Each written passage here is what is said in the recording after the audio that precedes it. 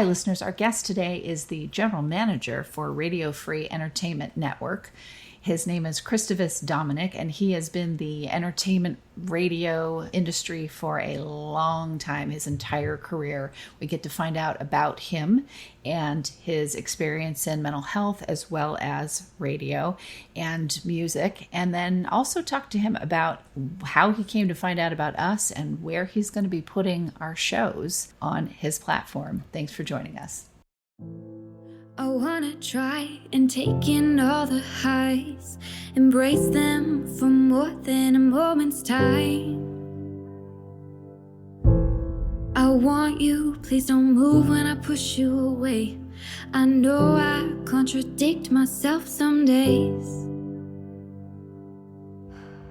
but will you ride the lows with me? Welcome to Mental Health News Radio. I am your host, Kristin Sunanta Walker. Our goal is to help discussions about mental health be a regular part of your daily life, no different than discussions about physical health. Mental illness can be a topic of discussion under the umbrella of mental health, along with so many other topics. This show is the original program on mentalhealthnewsradionetwork.com. Our network of shows are played in over 180 countries and cover more topics under that umbrella than you can possibly imagine. We were talking about mental health long before it became cool and popular to talk about, and thank goodness it has become so popular. We have incredible guests, advocates, patients, experts, people. Thank you for tuning in and enjoy our intro music, a song named Lows, written by Aubrey Toon. You can find her music at www.aubreytoone.com. That night when I started praying, I cried, will you ride the lows with me? Will you ride the lows with me? When I'm down, my vision gets blurry. Christavus, thank you so much for coming on my show. I love it. Thank you, Kristin. Absolutely. Now, we are doing some cool stuff together now, and I haven't really announced that to my listeners. So why don't we talk about that as a segue into more about what you do and kind of go from there. Okay. You want to segue first, or do you want me to segue No, first? you segue first. Yeah, it's you. Well, I'm really glad that, kind of like I told you how we met, I wanted to add some flavor to the Radio Free Network that I operate here in Akron, Ohio. And because I do work part-time in mental health, I was looking for those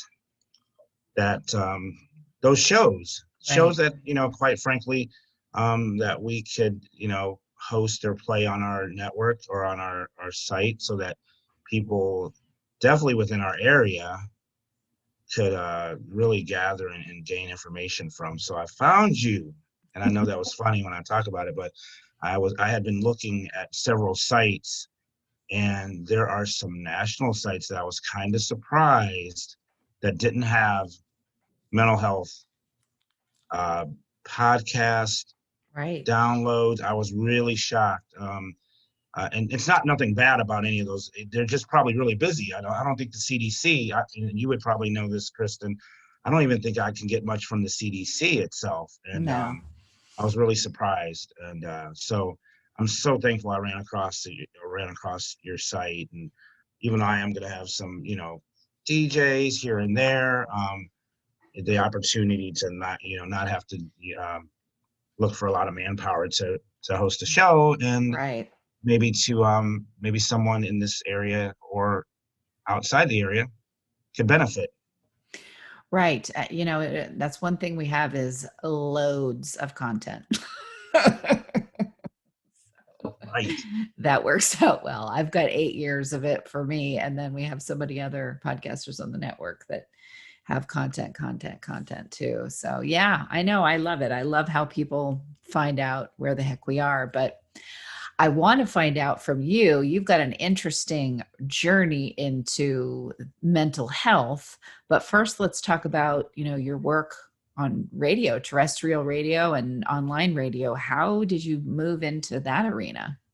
It's very interesting.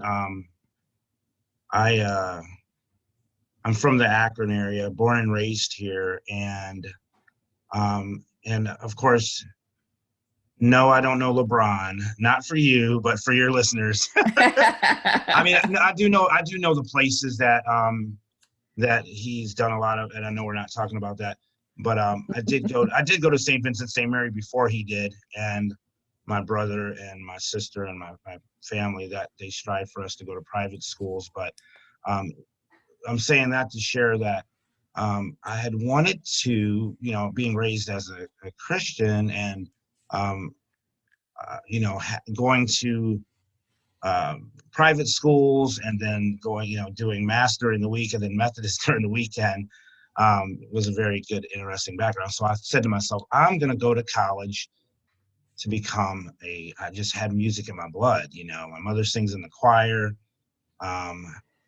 Even when my dad was a big football type guy, he had music in his blood. So it was always in our blood. And then I had a relative who worked for Stax Records as a promoter. They called him Grasshopper was his nickname. So I thought for sure, without a doubt, that I was going to go to college and become a percussionist. And I said that to be funny because, drummers say, I'm a drummer, and percussionists say, I'm a percussionist, but there's no difference. But, percussionist plays xylophone and all that jazz. So I basically said, okay, I applied to several different colleges. I thought for sure I was going to go to a private college, Mount Union or Hiram, and it didn't happen that way.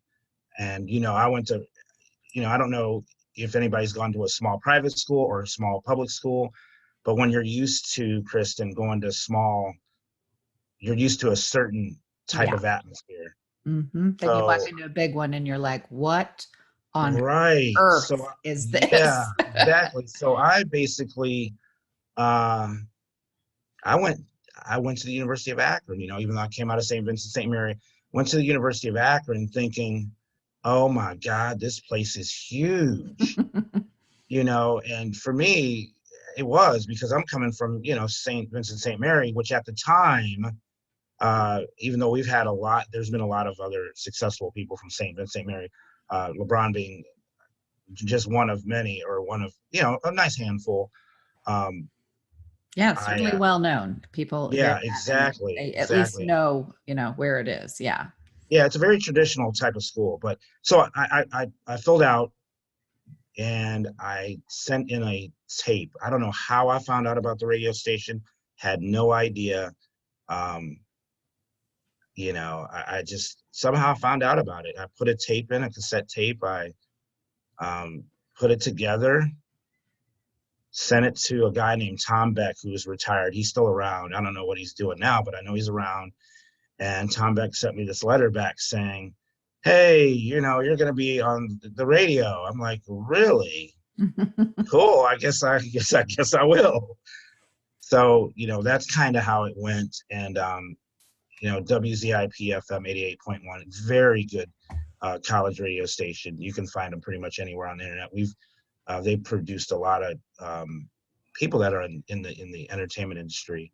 And so I did that, and I fell in love with it, and soon the playing drums became secondary. I mean, I still play, I like to play for church, and that became secondary, and I just delved right into it. So what happened when I delved into it, I started asking questions like, okay, I'm playing this record. How do these groups get found? Right.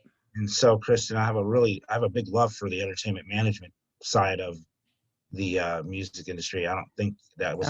You have to love doing that to stick with it. It is rough. It is. And so I had an opportunity as I was doing the WZIP. At the time it was WAUP. I learned about automation before automation came out. Before automation became really big, we were doing it. I tell people to this day, I sometimes teach part-time at the Ohio Media School, which has several other locations. I tell people, depending on what kind of money you have, if you can go to a trade school, that's fine. But I would definitely push somebody towards like a WZIP, which was, for the size of the type of station it was the number one college ran station in the country, based on certain Arbitron ratings. I'm not sure how they're doing now. I'm pretty sure they're still up there. So I was doing the radio thing. I was booking the bands at the university for the May Day, something called the May Day Festival. And, I was involved, really highly involved with it. So did that. And then I'm gonna kind of speed it up for you. From there, I went to, I was on the road with some groups. I'm not gonna get off into all those groups. And was learning, and I was getting screwed in the industry. But that comes with the territory. Yeah, it really does. I hate to say that like that, but I'm very, I've had some groups on some, fairly large labels, Ichiban Records in Atlanta, which had Blues Boy Willie, the Shy Lights, Curtis Mayfield, Solar Records on the West Coast, which one of my groups at the time, 1900, the bass player played in Jodeci. So I had my hands in some stuff, and that was I came back to school, back to the University of Akron to finish up, and then to go back to grad school. And so I pretty much, in a nutshell, came back because we had a bad deal that was going on the West Coast. Came back, decided that I was going to join a fraternity and start partying. Now that becomes important when we talk about mental health later. But I wanted to share that with you because I don't even think that was in the bio. So I've been 2 years sober, but it was a hard road. Yeah. So the industry, love it to this day, will always be in it. I did a stint in grad school where I was an intern at the Rock and Roll Hall of Fame. Just I've had some great travels. I could talk all day. I mean, I taught public speaking at Akron U, so I don't want to over talk because you probably have a lot of questions, but that's it. And then I went to Clear Channel Radio. I did a year there. But at the time I was married, and that didn't go too well because of just partying and drinking, which ties into mental health. Right. Now, how did you, that's a big leap from what you were doing to getting into mental health. What was the impetus for that? And then share with the listeners what you did to get into that sector of healthcare. Well, I didn't mention it, but, during college, I worked at a group home. While I was doing this, I'm always there's always some kind of, and God, I hope I know you forever after this. I always have something going on. And for some people that are out there, guys, females, some of us we have the personality where we always have a second gig or a third gig. I don't talk to too many people that have, I do have some that I know that's the only thing they do is that one job. Right. And that's it. I don't know anyone like that, really, to be honest. But yeah, so I was at the radio station. I decided that I wanted to get away from Akron, and I moved to Alabama. And so I moved to Alabama. Of course, somebody's going to ask. So I was chasing a female to Alabama. And needless to say, and I was also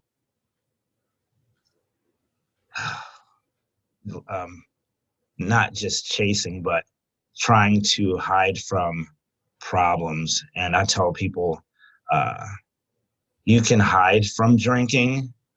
I don't do anything else, but you can hide from drinking, but oh yeah, those problems will follow you. Oh, absolutely. They say that whenever you start drinking or any kind of substance abuse, when it starts to become abusive, that is when you stop growing, you stop evolving, maturing. So whatever age you started at is where you got to go back to and reparent. Wow, that's good from there.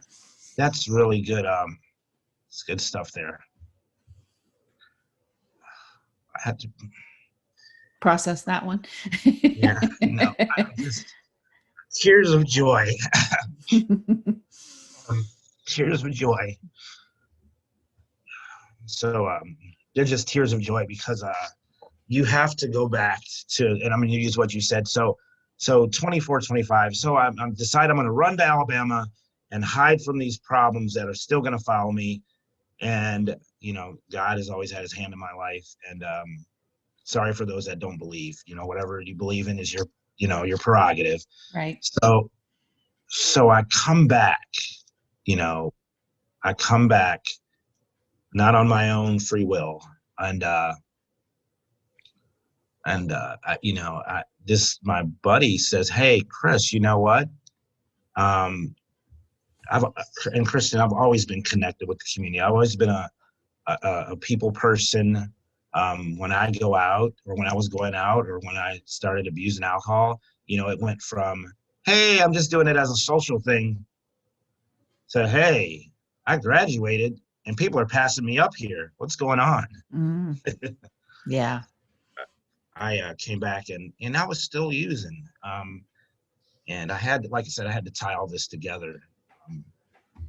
And my buddy goes, "You know what? You should really try to help people that have, you know, mental health. You're real connected."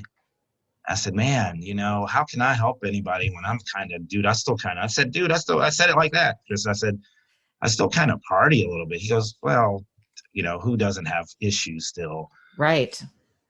Well, and he knew I was connected because I had worked for the Boy Scouts of America for about 4 years, handling inner city at-risk and Latino scouting in the Akron area, Summit County. And that's kind of how it evolved. And he said, "Hey, you know, let me connect you with the person." He connected me with that person. And we do Medicaid billing. And I started meeting folks. And I met a young lady who, safe to say, you know, she taught me a lot about, she's a therapist now. You know, her boyfriend did that Facebook live killing. And That's right. Yes. Okay. I'm going to remove okay. Yeah. Yeah. You had sent me that, and that's, wow. Wow. What she has had to deal with there, and the healing that, reading more about it, the healing that came out of that still comes from that. But what a thing to have happened to you, which was totally not her fault.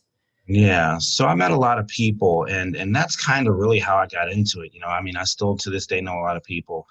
And then, of course, my sister had passed away, and she had some mental health issues.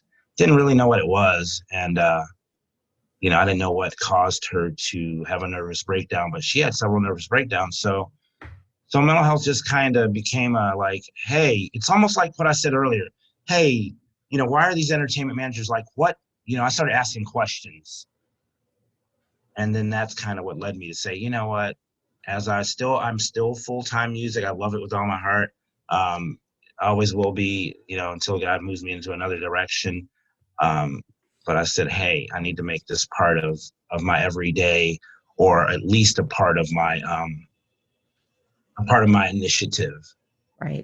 As far as that's concerned, because I'm also involved with the Prince Hall Shriners, and I had the opportunity this last year to write up from a grassroots mental health professional, you know, one that's out there.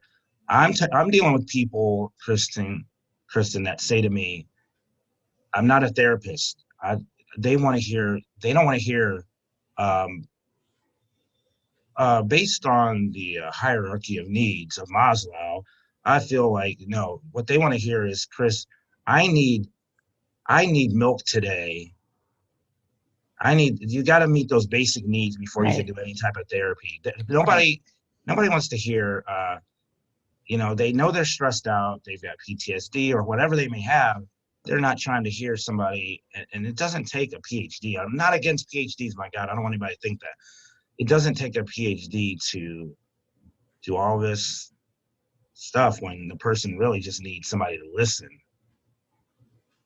And that doesn't mean that they're not going to, that doesn't mean that they don't need their medication and all that stuff either. Right.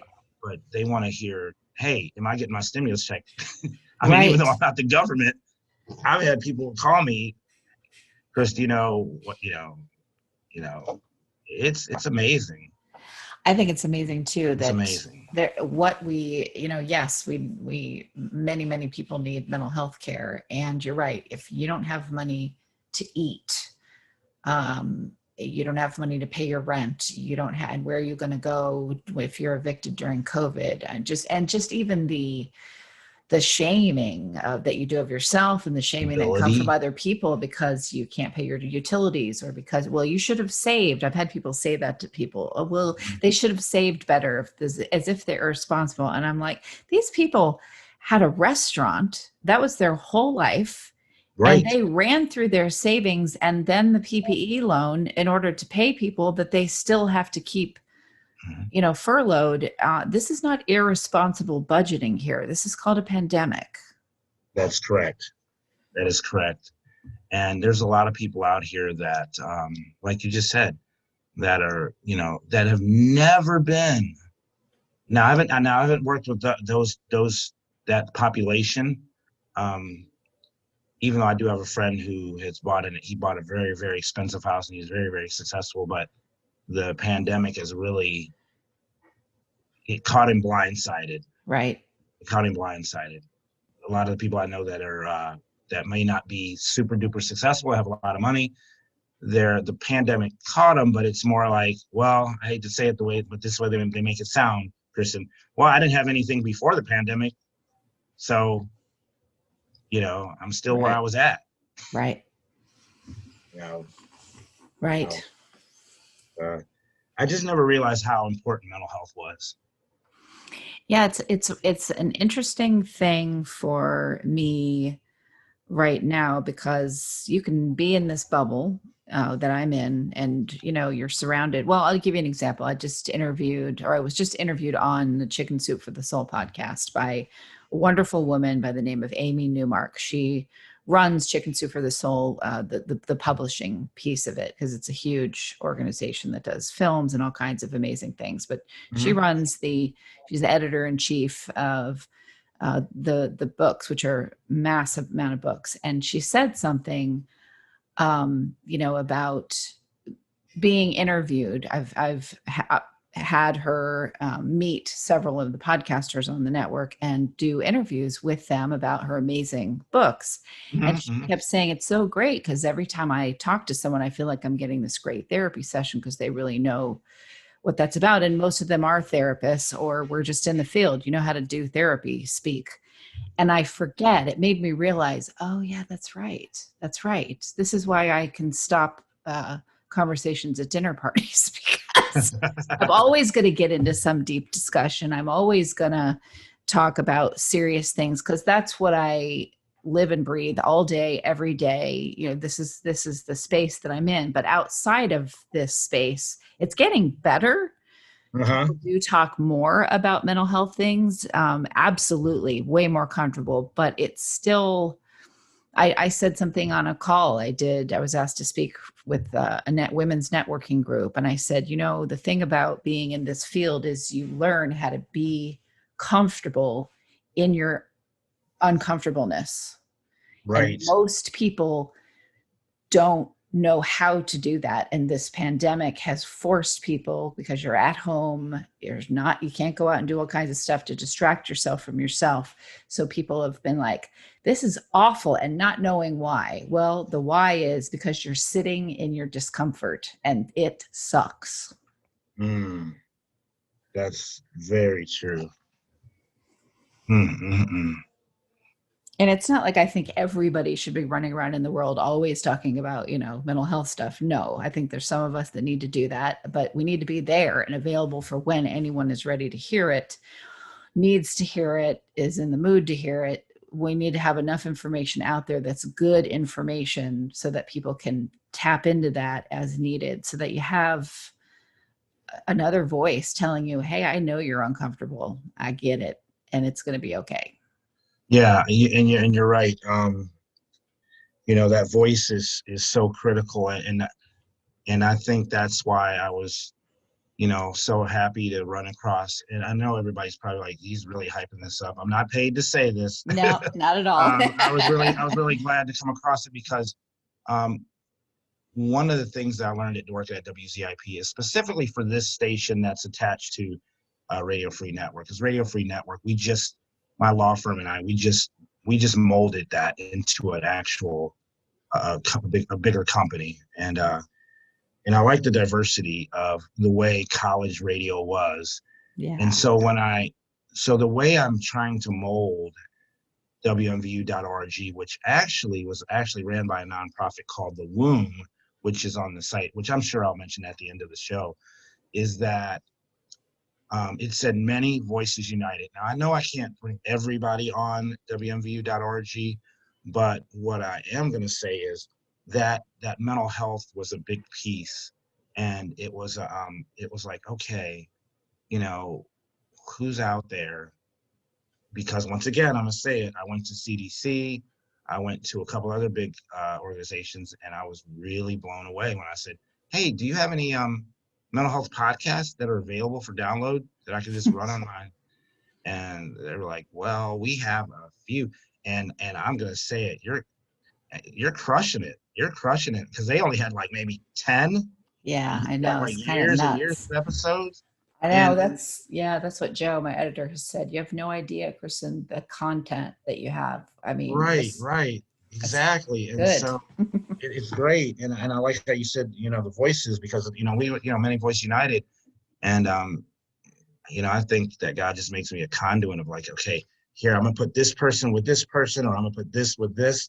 I have no idea where our Radio Free Network's gonna go, but and that's a crazy story how all that evolved. But putting these people with people, and I saw that, I'm like, oh great, this is great. She's got all kinds of stuff. And then you had a thing on narcissism, and I remember my high school sweetheart who I had to recently talk to. God, I hope she doesn't hear this show, but I hope she does. I say that in a funny way, but I'm saying it in a serious manner, because one of the things that I learned, and I want everybody to hear this very clearly, I'm an African-American man who went to private schools, who got picked on by my own folks, and I had an issue with women. Now, what do I mean by that? Not a bad issue, but she had hurt my feelings. And do you know, Kristin, I didn't know that affected me throughout parts of my life. Yeah. And I'm gonna tell you this, I don't know if this makes any sense, but I was telling somebody the other week. Now, this goes, I'm gonna talk from male, but a woman can take this and flip it. But what I'm about to say, what sets the tone for your relationships in the future is your first girl that you've dated and how you treat your mother. That sets the tone. I'm going to say that carefully now. A psychologist may say, well, I would love to hear what somebody would say to that. That sets the tone, how you're going to react and respond to women the rest of your life. And partially, I mean, but then there's probably a lot of other factors that fall into that. Because you're right, though. I want to stop and just say, and just honor what you're saying, and you honor what you're saying, because it is so true. These kinds of relationships go beyond the typical breakup. I don't like you anymore. You don't like me.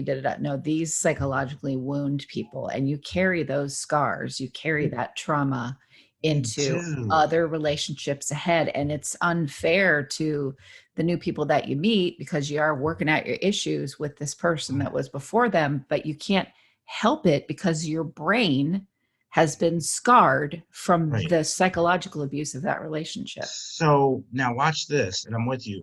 So she's of biracial descent. She was living in a household with her parents are German. Beautiful family, real cool. Now that's when we were younger.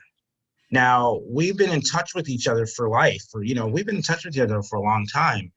And Kristin, do you know that when she broke up with me, I was so crushed, and I don't want to listen to her laugh. I was so crushed that I went to UPS and I UPS'd everything she ever gave me back to her.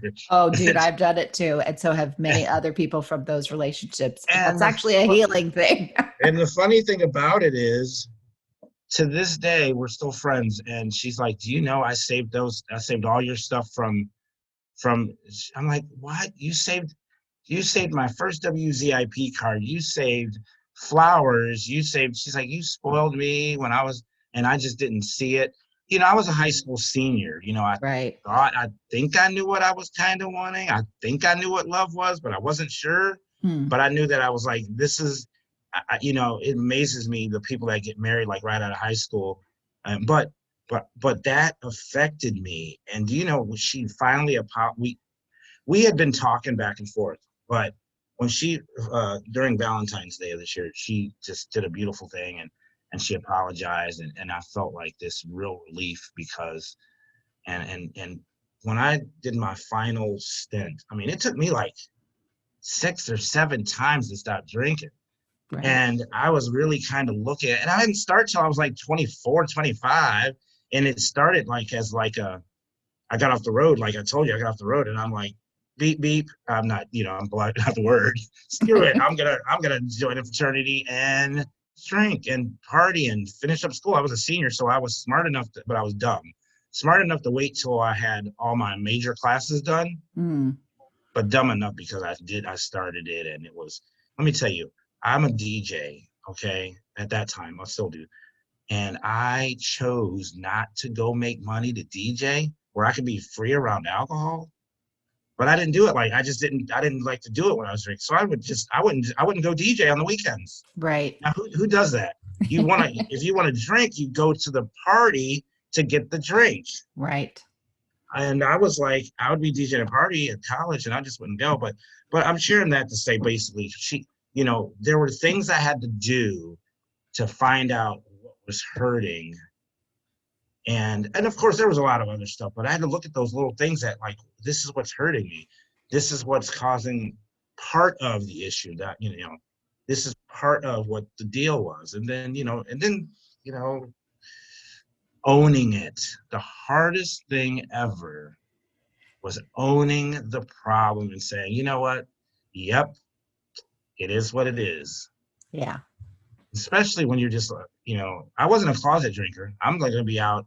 Hey, Kristin, I'm at happy hour. I'm there. Let's go. I'm taking everybody out, Right. Right. But the Right. hardest thing was owning it and then looking at, I'm not saying I went to like a therapist or anything, but I did. I mean, for alcohol, I did. I mean, I did everything you needed to do, but I had to take ownership. And until you take ownership, unfortunately, it's not going to happen. I know somebody right now who's in their 60s, and I can't believe that I allowed myself to get. I'm glad I saw the things that I see with people that are 60. I'm like, because I don't want to be like that.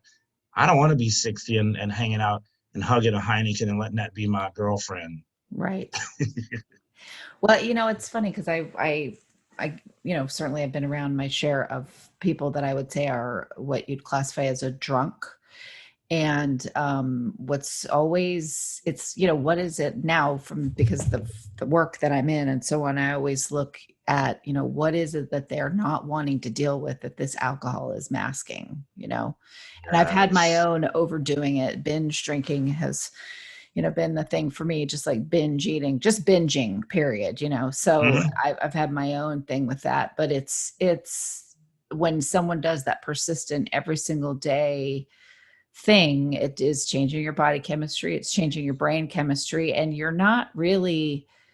you're so lonely. I had somebody who drinks every single day, every day, themselves to sleep every single night. And I had said, well, and they were really questioning it. And I said, well, why don't you just try to go a couple days or 3 days or 5 days? You'll just enough to give your body a break and to clear your head and see if you can do that. Because if you can't, then you might need to think about a treatment center to help you.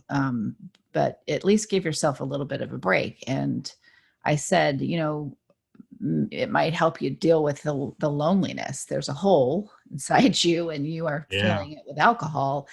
And if you stop filling it with that, then you can start that process of, going back to wherever you were when you started and reparenting yourself and learning how to fill that hole with healthy stuff, hopefully with a therapist. And they said, well, I'm not lonely. I've got friends all the time. And I said, really?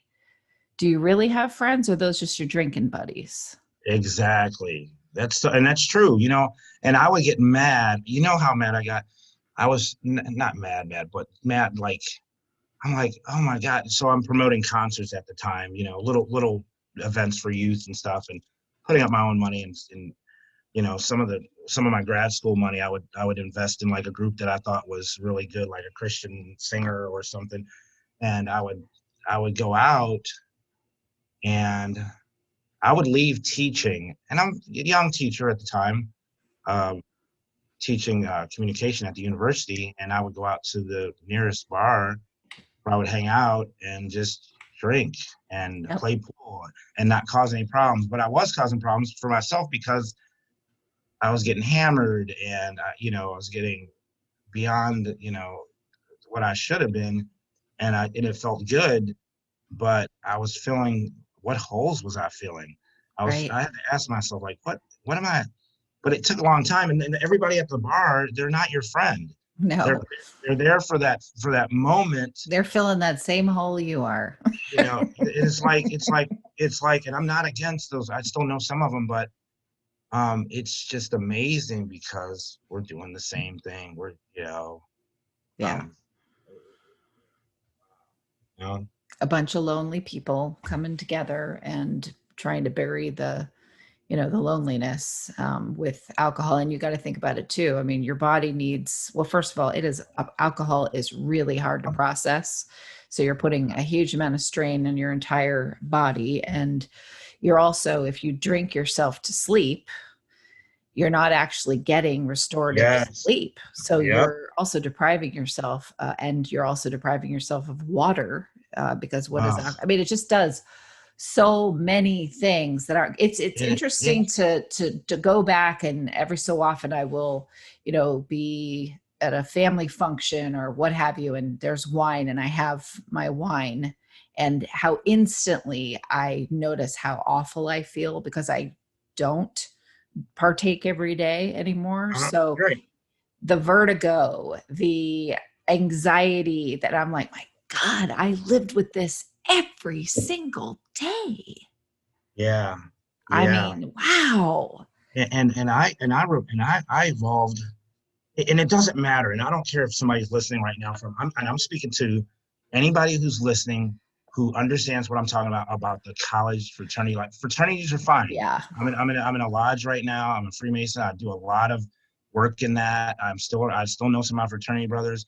I just choose it. For me, I did a lot of damage in a short period of time, because I know a lot of people that say, oh man, that's nothing. You've been drinking since you were 24, 20, somewhere in there, Right. 23. I was doing it at 17, or I was doing it at 14. And it does haunt you, because I'm thinking, like, okay, one of the guys right before I got on this phone call with you, one of my fraternity brothers from college he has 4 years, and I remember him partying his butt off, with me when we would see each other passing. So proud of him, and we still were friends, and we talk when we see each other, and it's just, those friends that were there, they're, Yeah, not they were speaking. there because they really were there. They weren't pickling there.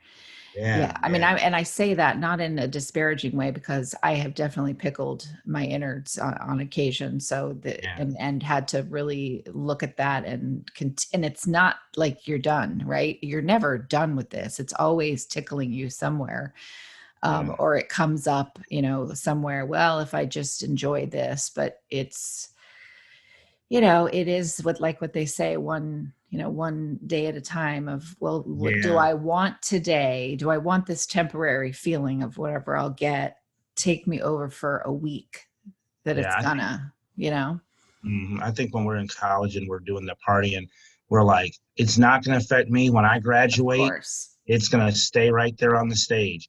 For some of us, it probably does. I'm not a statistical guy when it comes to that. But when it comes to there's a movie called It Follows. It's a really kind of, I don't know, it's like this spooky kind of movie, but it follows you. It follows you, and you think that if it's, some people it's not going to be a problem, but I Yeah, really there believe. are there are people, there's a couple people on this network that have said, listen, I can't even have a thimble of alcohol, because one thimble of alcohol and 3 days later I'm going to be in some hotel room somewhere with half my clothes missing. It happens every single time. Yeah, That's one, that's one scenario, absolutely yeah, hardcore. And then there's every variation, in yeah. There you go. It's variations of, and it can go in any direction, and you have to, goes back to what I said. You got to have that. You got to be honest. Whatever it is, I don't care if you think you're an alcoholic or you don't think you're an alcoholic. If it's caused problems, you got to say to yourself at one point, whatever it is, right. if you don't have to label it, just say to yourself, in all honesty, has it caused me more problems than it's worth? I always liked what Paul Newman would say. They'd ask him about his drinking and try to get him to say he was an alcoholic and all this stuff, and he never would. Not that I'm saying, please, plenty of my friends do say that, but he would never do it. He did stop drinking, and he just said, I just liked it too much. I just really Mhm. liked it too much. Right, right. Whatever Whatever you have to works say. for you, Whatever like, you have to trick yourself into believing, that's yeah, what you got to do, and just stick with it.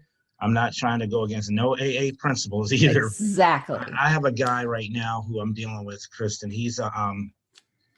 And actually, believe it or not, I used to sit on his porch with him and just sit there and, woe is me. I used to always cry about my child support issues. Yep, if you're listening, got those too. But they're under control. And that's another. Don't even go there, because that's another situation that has nothing to do with drinking. That has to do with acceptance, because the female did not look like me, and her parents hated me, and I had to figure out what my move was going to be. And you already know, they did not like me because of the way I looked, and I said, okay, I don't think I can deal with this. This is going to be hard. So now, see, mental health messiness, people not like you because of who you are, what you look like. You're too dark. You got too red hair. You got Right. blonde hair. That's another thing. Well, anyway, so we sit on the porch and drink, and he believes, let me tell you something. And he has a lot of PTSD. He really does. A lot of stuff happened to him when he was younger. And I hooked him up with a therapist. But to this day, he just blames everything on everybody else. He drove into a DUI checkpoint. It's their fault that they put it there in the street. He's 60 something, and he was one of the reasons. And even every time I see him, and I deal with him still, it reinforces with me, the I don't want to go down that road, because I don't want to be 60 and lonely. And he's chased everybody in his family away. Prior to the drinking, and you've heard this statement before. You've been around. I'm a therapist walker. Um, Not, but there are yeah. people. There are people that you have mental health issues, and I know you've said this on your show probably. Look, mental health does not mean you're a bad person, but let alone you have a mental health problem or issue or behavior, and then you throw something on top of it like drugs. Oh That yeah. just It's that called just co-occurring disorders. Yeah. That's the clinical term for it. And yeah, absolutely. I mean, and who doesn't? I mean, I don't really know anyone that just has one health issue, regardless of what part of, if it's your toe health or your physical health.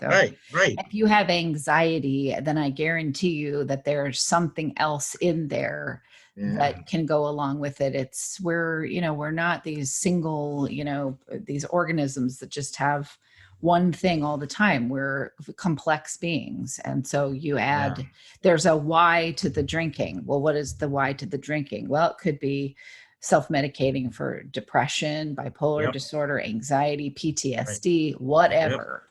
That's why mm-hmm, it's really weird to hear from people talk. It's not this way as much anymore, but it used to be, AA purists would say, oh, well, if you're going to get up here and talk about how you take antidepressants, then you can't speak at this AA meeting, or you're not welcome because, you're relying on a drug. And thank God that kind of ridiculousness is not really, around anymore. But that used to be a problem. And I'd always go, what, really? Why do you think someone's drinking?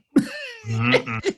Or they have some kind of issue going on here. And it is a mental health issue because, Yeah. if it wasn't in the beginning, if you're drinking because of your pain, your physical pain, or what, well, it's very quickly becomes, some form of mental health that can fall into the illness category. It does. And when I was talking to the young lady that I work with, she and I were talking about it, and she's a really good therapist, especially with what happened, with Facebook and stuff. And she talks to me and she's like, having mental health it's like your physical health. Yeah. You work out, you try to stay healthy. And I tell people that, it doesn't mean you're a bad person. Do some people have to take medication? Yeah, you do. Do some people have minor stressors in life? My mom likes to eat when she gets stressed out. She doesn't overeat, but she likes to say, well, I had a little too much ice cream today. I'm like, well, that's better than having too many beers. But, but I tell her this to get her I say, but remember this, a woman on the lips, forever on the hips. She's like, all right, now that's a little too much there. So, yeah, thanks, son. You can be quiet now. yeah, she's quick to put me in check. Mental health is, and I want to make sure that I'm, encouraging it or help, a part of getting the word out about it. I've seen a lot, and I've been, just it's just something that's important, and it's okay. I know that sounds, everybody uses. Well, I want to make sure too, because we've kind of veered in a way that is kind of typical for people outside of the field of mental health. So here's something, since this will go out to your listeners too, this show. When we're talking about mental health, the mistake that people make, and I'm not saying it's their fault, actually the industry of healthcare itself has done this more than anything else. Somehow this one sector of healthcare has been lumped together with the illness part. Like mental health and mental illness are the same thing, and they are not. Mental health is your mental health. If you have a broken leg, you don't say, oh, my physical, you don't say physical health as if it's your physical illness. It's just, those are two very distinct things in other kinds of healthcare. But in mental health, people lump it together. And the reality is, mental health is the overarching term. Mental illness is one thing under that umbrella, just one. Excellent. So we should be able to talk about mental health without any worries, with anybody thinking that there's something wrong, and they shouldn't anyway for the illness part. But there does need to be that distinction there between those two things. And I heard, a world famous singer doing that, and thank God she plugs mental health all over the place, but she does that same thing where she speaks of it as if she's talking about mental illness. And I'm like, okay, if you're going to have that big of a platform, then, know your terminology. Exactly. Knowing that terminology is very important. That's why I'm very cautious, and I love to let the professionals do what they do. That's what I told when I did I did a piece for the National Shriners. I teach a class every year, and normally we have I don't know, out of 40,000 people at the National Shriners Convention, we probably I don't know, maybe I'll just say 500 maybe. We have breakout sessions. Yeah. I was telling my I'll just say my volunteer boss that, hey, I said, now I want you to know that I am not a therapist. Now I go to my therapist when I'm going to do something, if I'm going to want a correct definition of something. I said, but I'm doing this from a very, very grassroots level. But if you want to get any type of other information, please see, that disclaimer. But I try to make sure that those definitions, if there's going to be any that are, pretty on point, because Yeah, uh, it's good to know. And there are things like mental health first aid, which a yes, lot of I people, love that. yeah, I want to attend that class. I really want to get that. Just it's amazing. It's like it yes, takes people that's a good class. and puts everybody in society into the lens of this is what it is when someone is Mm, struggling with their mental health or having a mental health challenge. It doesn't necessarily means that it's an illness, but I don't like separating those things too much, right, because it doesn't matter whether someone has bipolar disorder or someone is just having a traumatizing moment.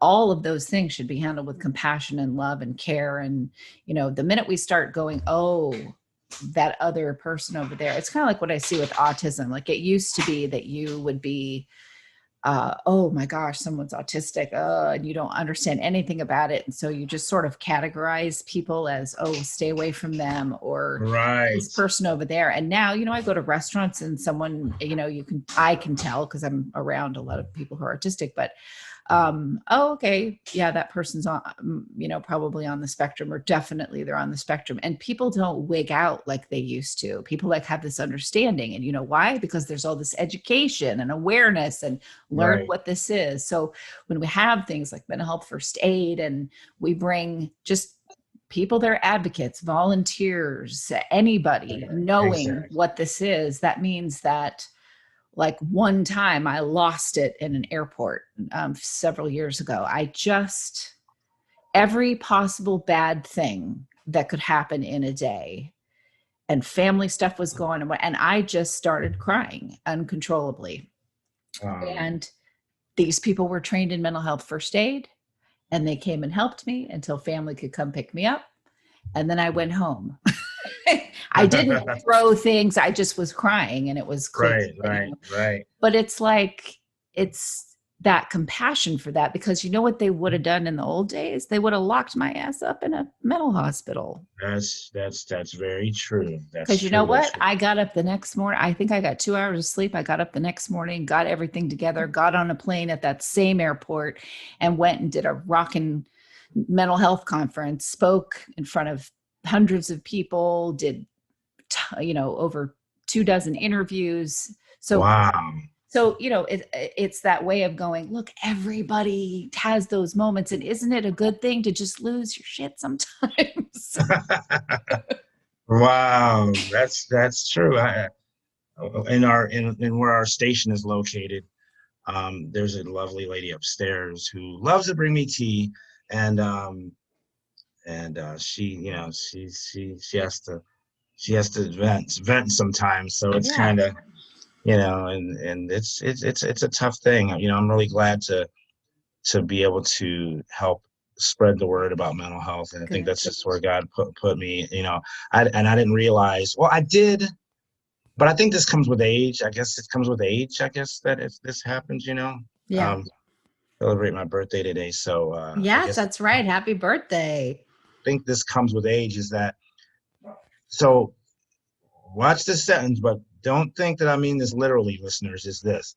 I didn't realize how much mental health was in the entertainment industry, in our industry, in Mm. the music industry. I know, we've got a lot going on. There's a lot with us artistic people, um, it's just a lot. And I was just like, wow, so-and-so was such and such.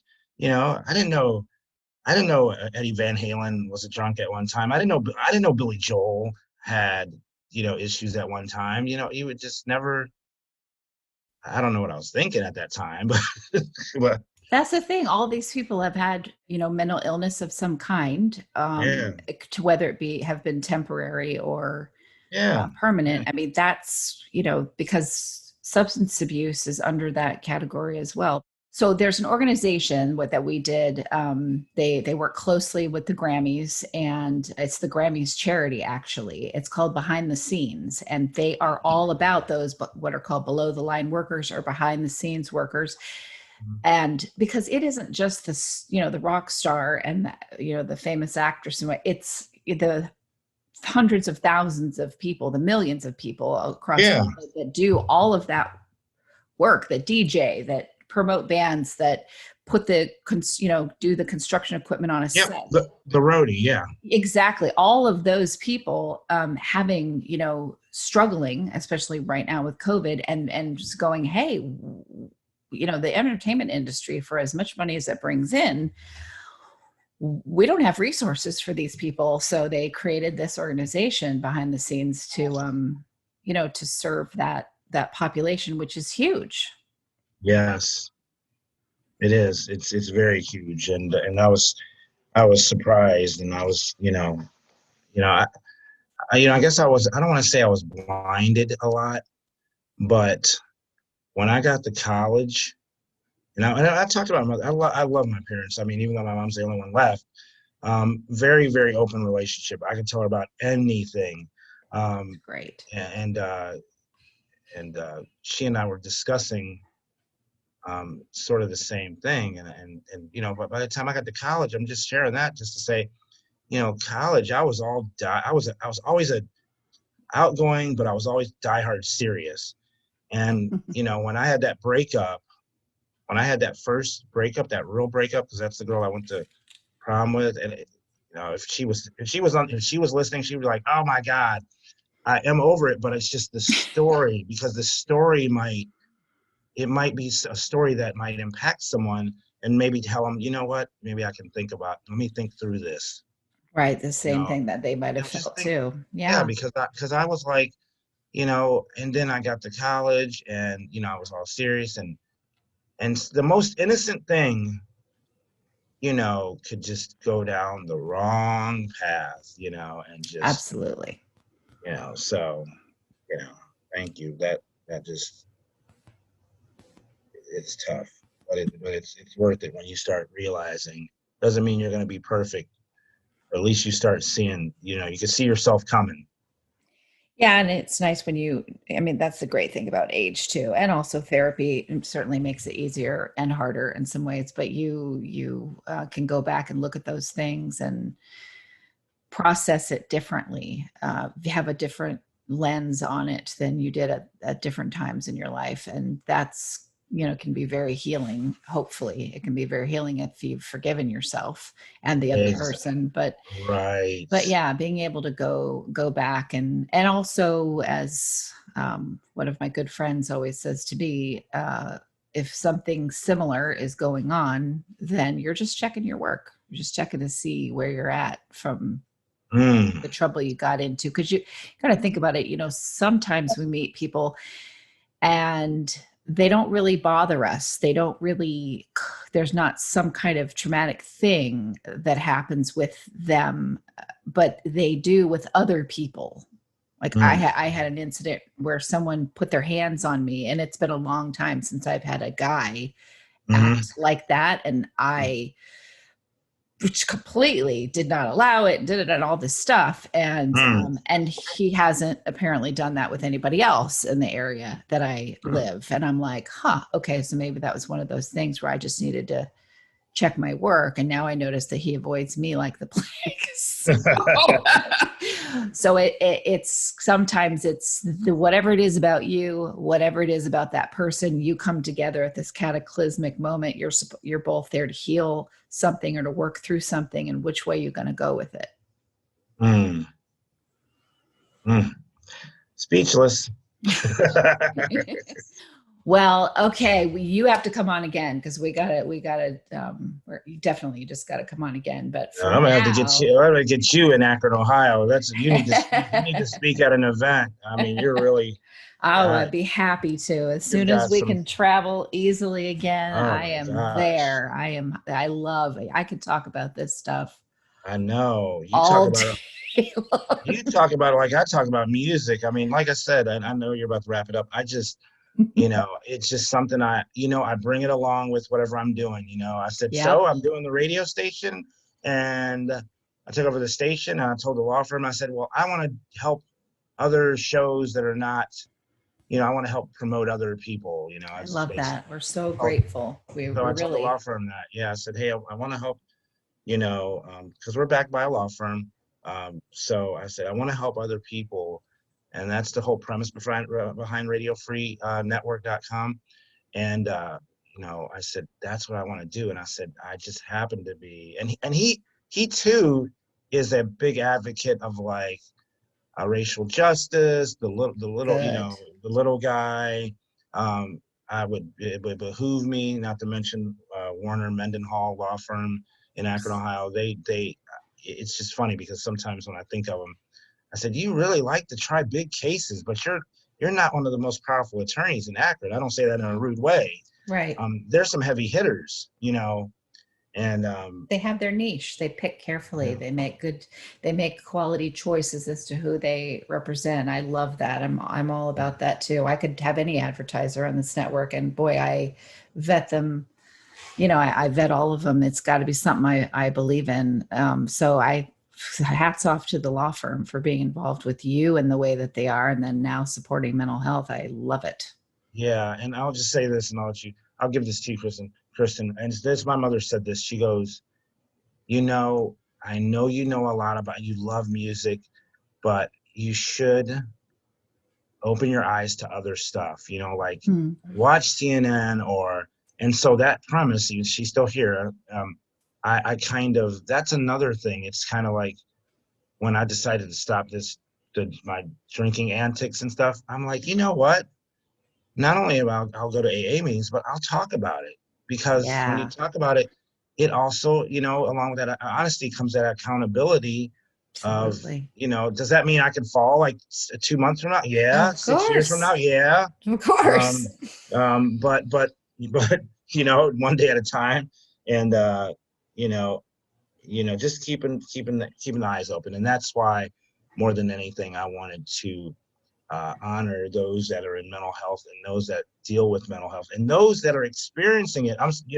Mental health and then mental illness also. So, Yay! Look at uh, you, man. I love it. man, I got a good teacher over here. I'm like, so, so that's it. I love it. Well, I'm so glad we met. It's an honor to be able to, put our shows over on your station. How fantastic is that? I mean, how could that not be wonderful? So That saves my Monday through Friday mornings. I can I just put love this it. on. I just went in and I'm like, okay, I'm hand picking shows. Well, your audience might like this about Munchausen. Oh, maybe they'd like this one about borderline personalities. Oh, maybe they'd like Yeah. this one about anxiety. Ooh, ooh, ooh. So yeah, I I'm I definitely love going to it. start putting that together, and I'm planning. I'm going to try. I'm not going to try. I'm going to work with my guy to put a section on our Radio Free Network site. Nice. Just about mental health, and I'm just excited because it's just something that's needed. You know, Yeah. and Yep. and just one person. You can't Yeah. save everybody. And I deal with mental health, and I deal with homelessness with people, which is very chronic. They kind of go together, and 100%.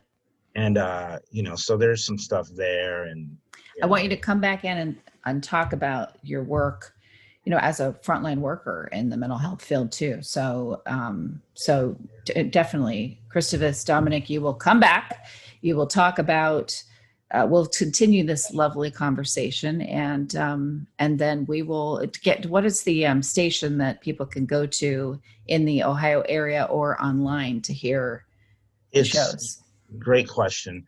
It's the Radio Free. Oh, let me be careful. www.radiofreenetwork.com, and that's where everything is at, right there. Oh, and we also have an app, believe it or not, and it's the Radio Free Network app. Fantastic. So yeah, it was just released. There's not too many glitches. We pay. Oops, I kind of get on my folks. I said we pay a decent amount of money to keep this stuff up and going. So we have an app, and we have an iOS app that should be coming in a few weeks. That's very boy, it's hard dealing with Apple, but it's all good. Oh yeah, exactly. Talking about vetting, but that's it. It's radiofreenetwork.com, and we have the only two radio stations that are on there, Kristin, right now is WMVU.org. If somebody accidentally put that in their search bar, WMVU.org, it would just go right to the Radio Free Network.com app. And then our other station is we're working with, and I'm gonna wrap it up. We're working with inner city youth from Waterloo, Iowa, through a guy by the name of Dr. Meacham. And we are planning some big things that, as far as them getting into radio, and we're trying to teach them broadcasting and all different aspects of the industry. So it's not just radio. I may do a spiel on entertainment management, booking. Real excited to see where that goes. Nice. And very nice little project. Awesome. Thank you so much, Christavus. Thank you, Kristin. I can't wait to get you in Akron because you got a lot of knowledge. I will be there in a heartbeat. And listeners, thank you for tuning in to another episode of Mental Health News Radio. Hi, listeners. I'll make it quick. These are some really cool places that give discounts and other cool things for listeners of Mental Health News Radio Network. If you want to get amazing help with healing from narcissistic abuse, go to healfromanarcissist.com. If you want CBD products that are the best of the best, I use them myself, go to proze.com and use the code mentalhealth20, mentalhealth20. If you want to get daily perk ups that help retrain your brain to think more positively, go to perkupdaily.com. And also, just because this one's fun, snarkycandles.com. I guarantee you'll love them. Snarky with a Y, SNARKY, candles.com. And don't forget, if you want to hear all the shows on the network about first responders, you can go to firstrespondermentalhealthnetwork.com, and all of our shows that focus on narcissistic abuse, narcissistabusehealingnetwork.com. Thanks for listening, and back to the show. But will you ride the low, low, lows with me? Will you ride the low, low, lows with me? One thing you can always count on at Mental Health News Radio Network and my show is that there will always be dogs around. Why? They are natural healers, excellent for your mental health. The original therapy dog Miles has something to say in just a moment. For now, please check out all of our amazing shows at mentalhealthnewsradionetwork.com and all your favorite podcast apps. Until next time, I'm Kristin Sonanta Walker, and thank you for listening. Me tonight, and I can ride the low, low, lows with me. I can ride the low, low, lows with me till my vision clears up perfectly. I can ride the low, low, lows with me. Good boy.